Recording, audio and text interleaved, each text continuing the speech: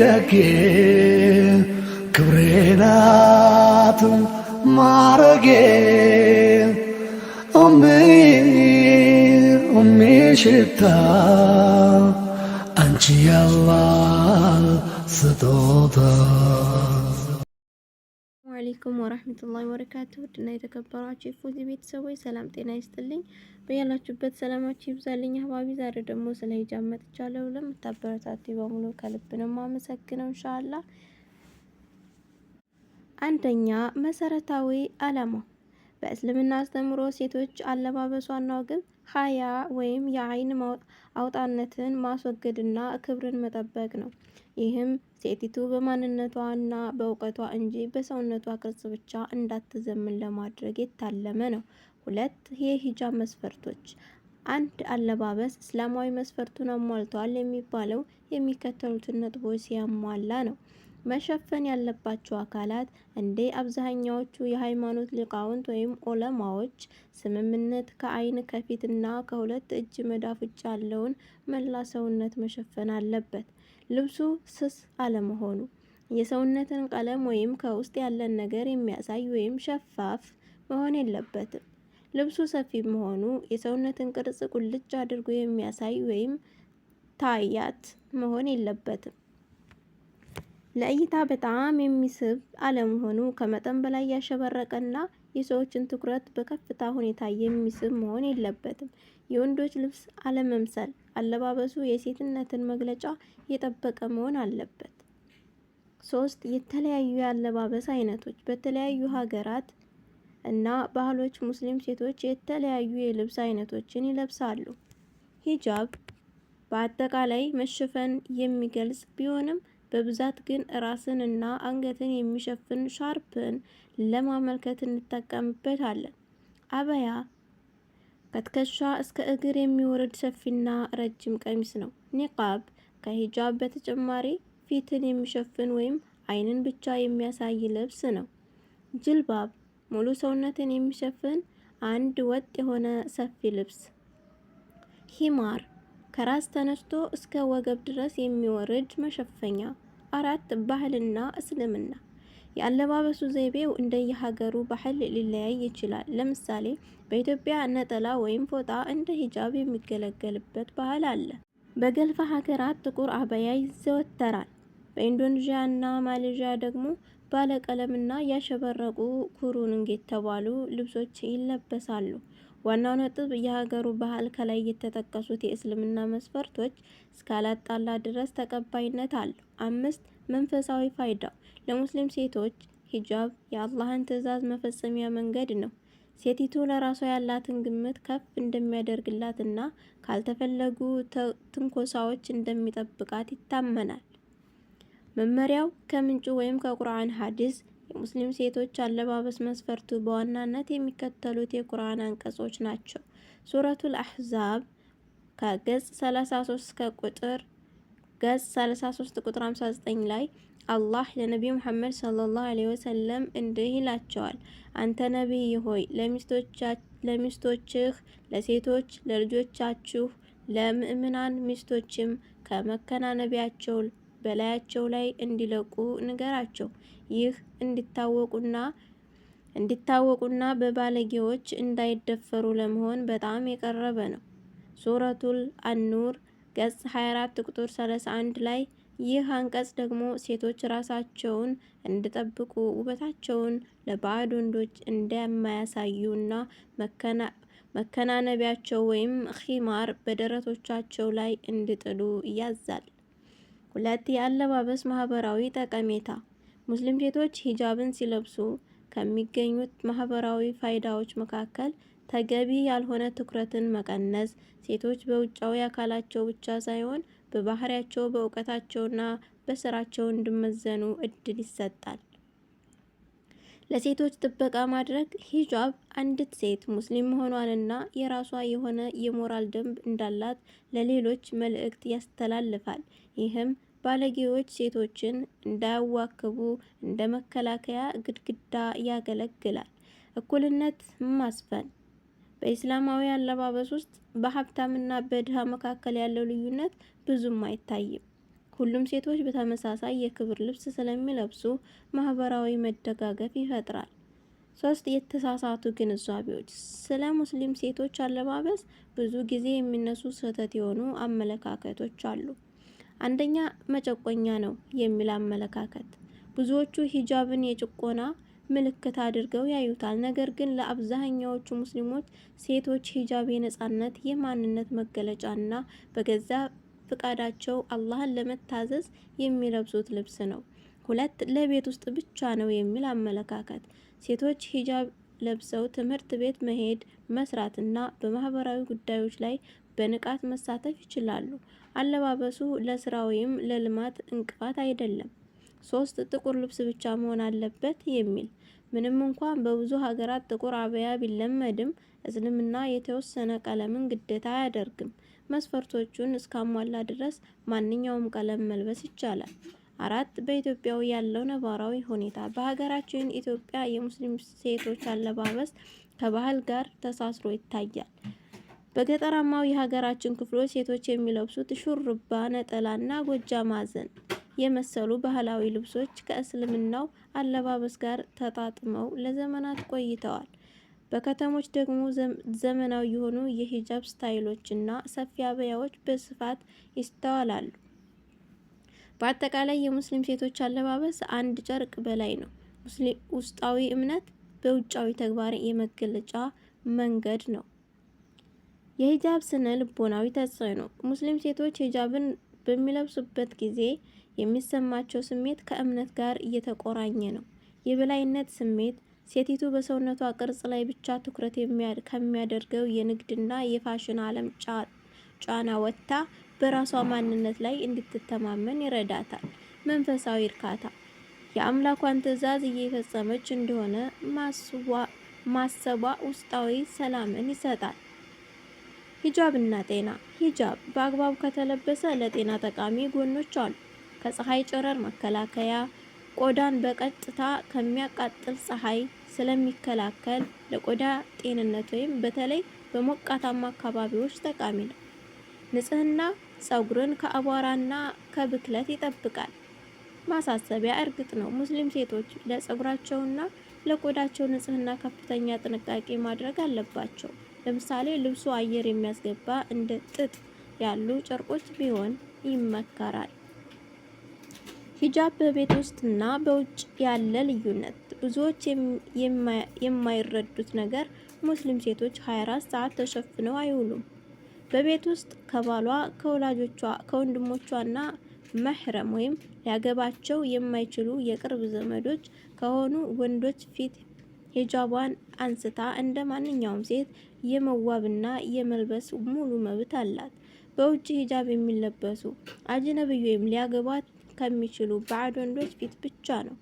ይህ የሚያሳየው እስልምና በሴቷ የግል ህይወትና በህዝባዊ ህይወቷ መካከል ያለው ልዩነትን ማክበሩን ነው።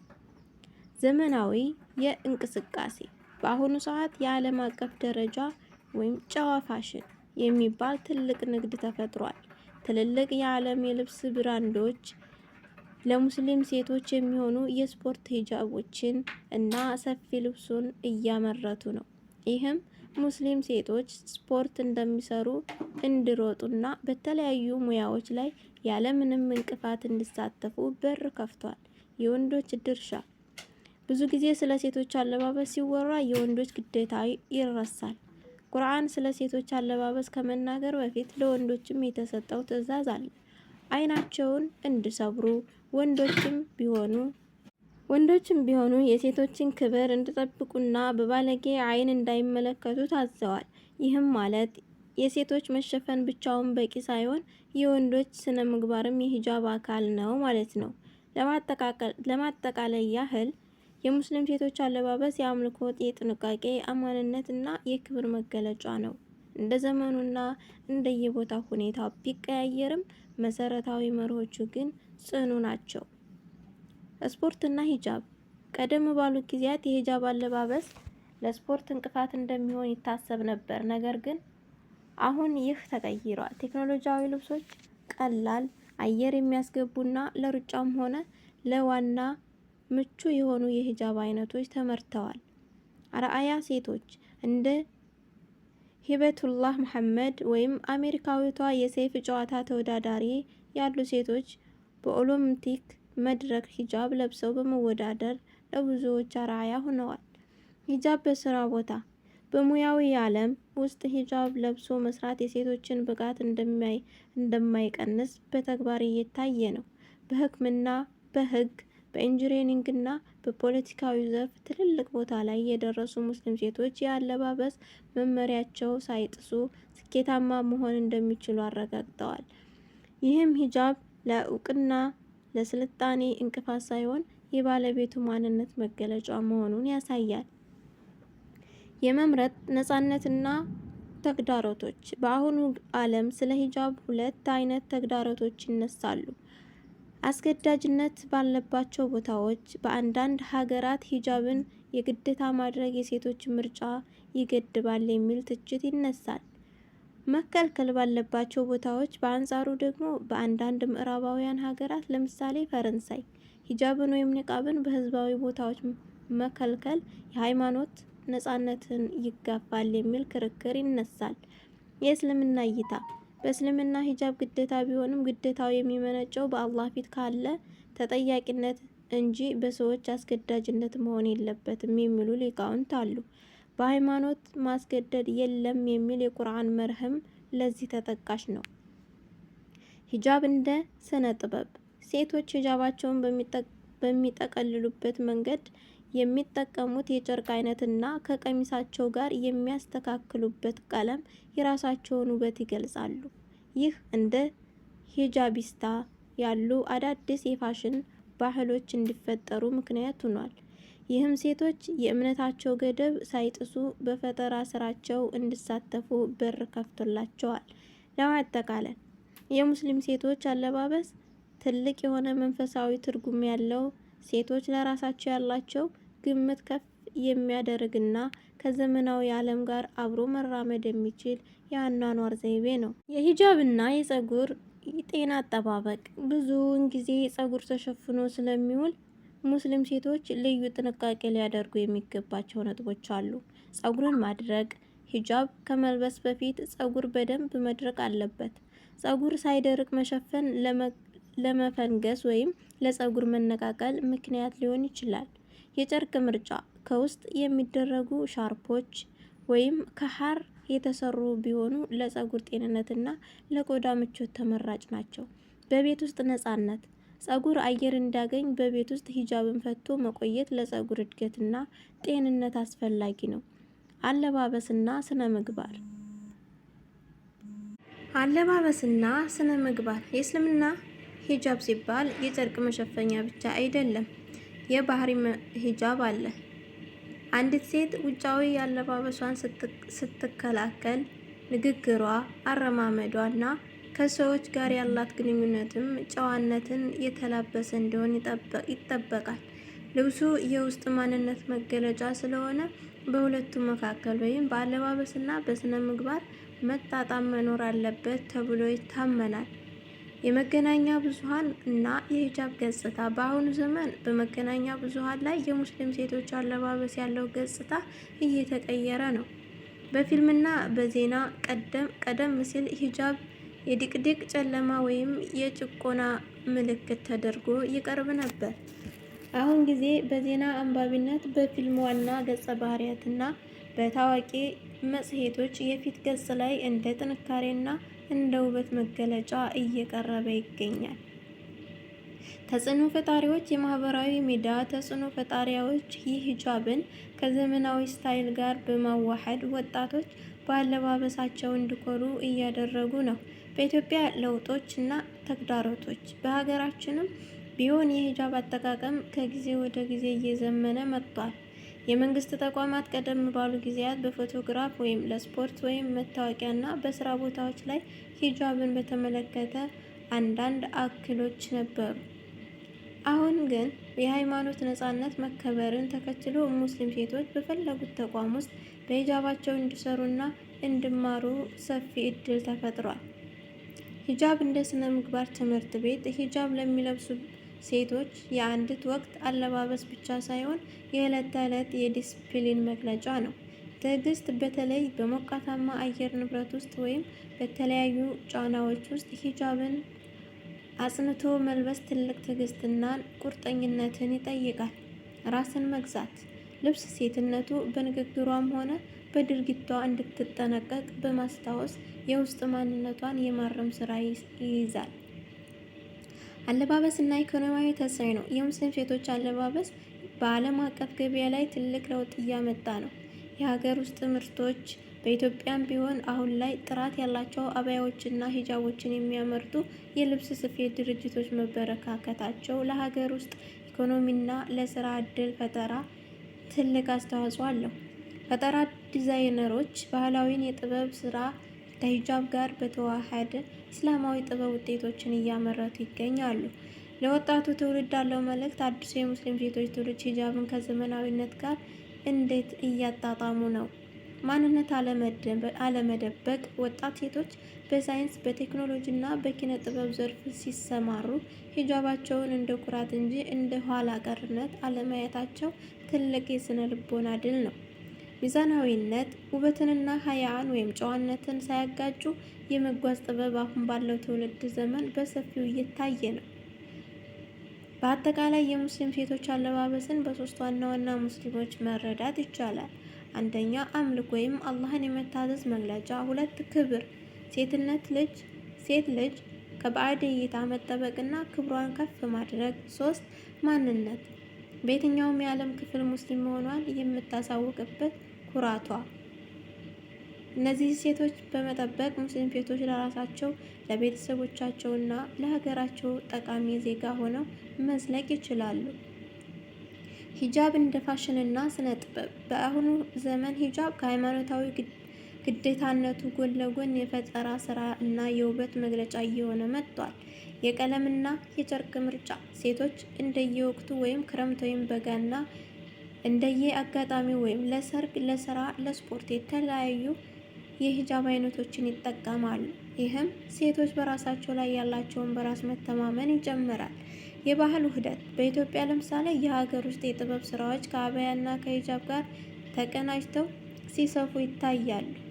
ይህም አለባበሱ ዘመናዊና ባህላዊ መልክ እንዲኖረው ያደርገዋል። ሁለት፣ ሂጃብና የሴቶች ተሳትፎ። ሂጃብ ለሴቶች እንቅስቃሴ እንቅፋት ሳይሆን የጥንካሬ ምንጭ እንደሆነ ነው። በሳይንስና ቴክኖሎጂ፣ በጠፈር ምርምር፣ በሕክምና እና በኢንጂነሪንግ ዘርፍ የተሰማሩ ሙስሊም ሴቶች በሂጃባቸው ስኬታማ መሆን እንደሚቻል በተግባር እያሳዩ ነው። በአደባባይ ንግግር። ሂጃብ አንዲት ሴት ስለ ሃይማኖቷ እና ስለ እሴቶቿ ያላትን ኩራት በይፋ የምታሳይበት መንገድ ነው። ለአዲሱ ትውልድ የሚተላለፍ የሴት የሂጃብ ትምህርት። ለተቀጣዩ ትውልድ የሚሰጠው ትልቁ ትምህርት ክብር ከውስጥ ነው የሚል ነው። ውስጣዊ ውበት እንደ ሁኔታቸው የሚቀያየሩ ሲሆን በሂጃብ የታጀበ ስነ ምግባር ግን የማይጠፋ ማንነት ይገነባል። ወጣት ሙስሊም ሴቶች በፋሽን ዓለም ጫና ሳይሸነፉ የራሳቸውን መስፈርት አውጥተው እንዲማሩ መንገድ ይከፍታል። ዋና ዋና ነጥቦቹ ዝርዝር መግለጫ። መንፈሳዊነት፣ አላህን የመታዘዝና የኢባዳ አካል መሆኑ። ማንነቱ፣ ሙስሊም ሴት የራሷን ክብርና ማንነት የምታውጅበት መንገድ። ጥበቃ፣ ከባለጌዎች ትንኮሳና ካልተፈለገ እይታ መከልከል መሆኑን። ዘመናዊነት፣ ከትምህርት ከስራና ከስፖርት ጋር ተስማምቶ መጓዝ መቻሉ። ሂጃብ እንደ ስብዕና ግንባታ። ሂጃብ መልበስ ከአንድ ጨርቅ በላይ ነው። በአንዲት ሴት ስብዕና ላይ የሚከተሉትን ለውጦች ያመጣል ተብሎ ይታመናል። ዲሲፕሊን፣ በየትኛውም ቦታና ሁኔታ የእምነት መመሪያ ጠብቆ መገኘት። ከፍተኛ የሆነ የራስን ስሜት መግዛት ብቃትን ያሳድጋል። ታማኝነት፣ አንድ ሴት ሂጃቧን ስትለብስ ለአላህ ያላትን ታማኝነት በተግባር የምታሳይበት የጽናት መገለጫ ነው። የተለያዩ የሂጃብ አይነቶችን በምስል እንደየ ባህሉና እንደየ አካባቢው የሂጃብ አሰፋፍና አጠቃቀም ይለያያል። የሚከተሉት ምስል ዋና ዋናዎቹን የአለባበስ አይነቶች ልዩነት ያሳያል። ሂጃብ ፀጉርና አንገትን የሚሸፍን፣ ኒቃብ ከዓይን በስተቀር ፊትን የሚሸፍን፣ ሻዶር ሙሉ ሰውነትን የሚሸፍንና ፊት ከፊት የሆነ ካባ መሰል ልብስ፣ ቡርቃ መላ ሰውነትን ፊትን የሚሸፍን ወይም ለዓይን ማሳያ መረብ ያለው። ሂጃብና የዓለም አቀፍ መድረኮች። በአሁኑ ሰዓት ሙስሊም ሴቶች በሂጃባቸው ትልልቅ ታሪኮችን እየሰሩ ይገኛሉ።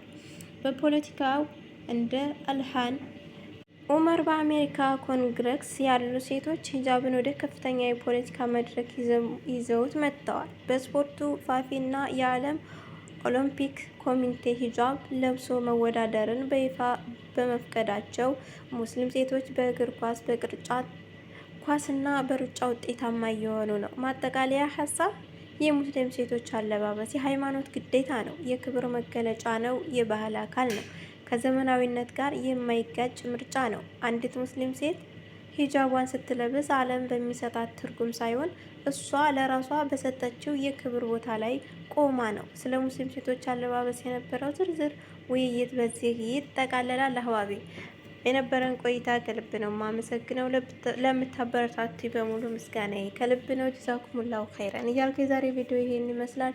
በያላችሁበት ሰላማችሁ ይብዛ። ሰላም፣ ፍቅር፣ አንድነት፣ መተሳሰብ፣ መተዛዘንን ለሀገራችን እያልኩ በዚህ ሰናበታችኋለሁ። ሰላም አለይኩም ወራህመቱላሂ ወበረካቱ። ደጌ ክብሬ ናት ማረጌ ሽታ አንቺ ያላህ ስጦታ